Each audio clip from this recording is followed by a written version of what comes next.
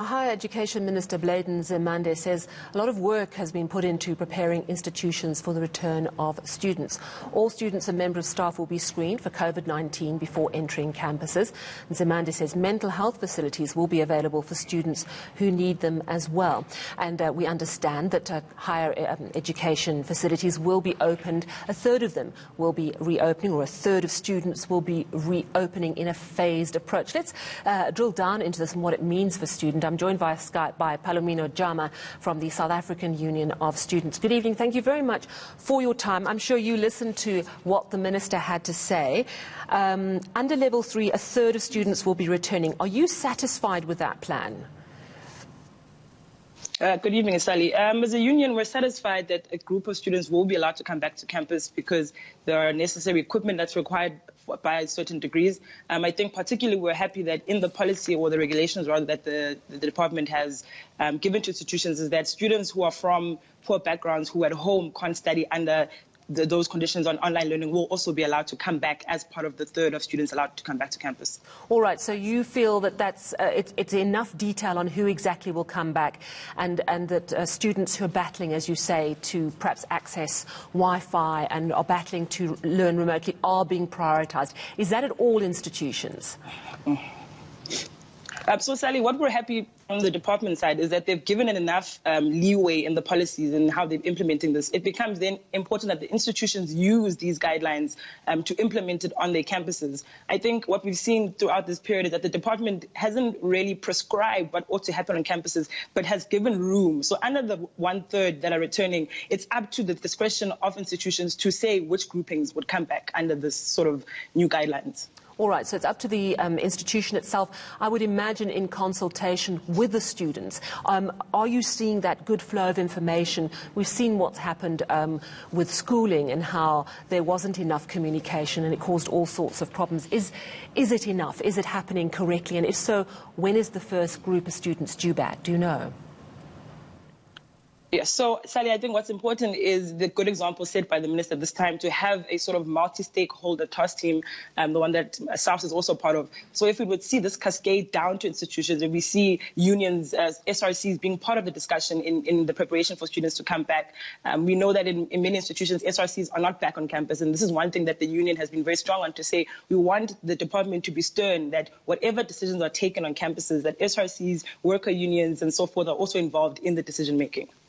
Now, when are students going to come back? Is there a firm date as yet? So the first group of students were meant to come back from the 1st of June.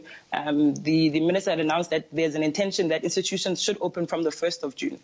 So we would then assume that the first grouping would come in under level 3. We already have students that have come under level 4. These are the clinical students that have come in before this period. But under lockdown 3, institutions were meant to resume from the 1st of June onwards. And do you know the new date then? Because I would imagine that no new students from the initial batch under level 4 are back yet. I'm not quite sure, but what the communication given to us is from the 1st of June, institutions should be ready to receive the first grouping of students. So there isn't a sort of prescribed exact date that all institutions should admit students, but 1st of June has been put as a soft date where institutions ought to be ready to receive students. The Minister also suggested the academic year will end in January. Are you clear on how that's going to work? Because it sounds like all through the festive period, students will be hard at work, perhaps writing exams. Yeah, so Sally, I think one of the biggest concerns that we have as a union is we've been sort of pro this idea of a coordinated one education sort of sector at this time. But what we've seen is the complete opposite. So we know that your historically white institutions began their academic activities from as early as the 20th of April.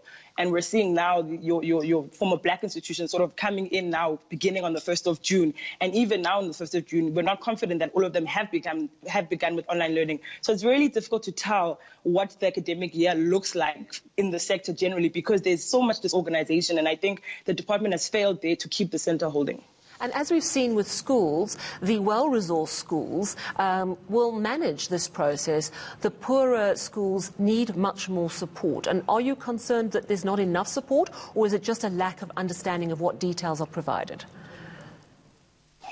Sally, I'm very, very concerned that we're going to start to see a sort of two-tier higher education sector, where the more wealthier institutions are doing one thing and the poorer institutions are doing another. And this is something that we don't support. And I think for too long now, the conversation has been centered around the procurement of gadgets, laptops, and data services. And I think this is just the department trying to sort of catch up to this invisible sort of pressure that's been given by these more elite institutions. And I think if we're not careful, we'll end up plowing money into this procurement of all these gadgets and not seeing how the learning environments of these students in certain places will sort of equip them to sort of achieve under these times. Okay, well, you keep us posted, and it would be good to hear back from you on how the process is progressing. Thank you so much for your time this evening.